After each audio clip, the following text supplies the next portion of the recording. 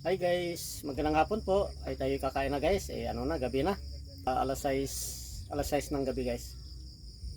Oh, alas 6 na ba ngayon? Alas 6 na pala guys. Ang ulam ko guys, yung biling-bilong, yung malapad na isda guys. Biling-bilong sa amin.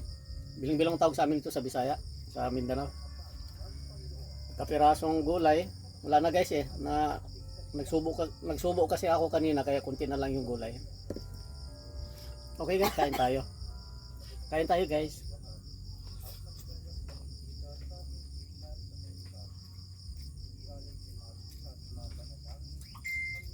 Itong bilong guys, pinaksyo ko ito guys.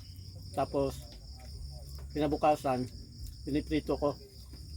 Masarap pag yung paksyo tapos piniprito mo, ang sarap.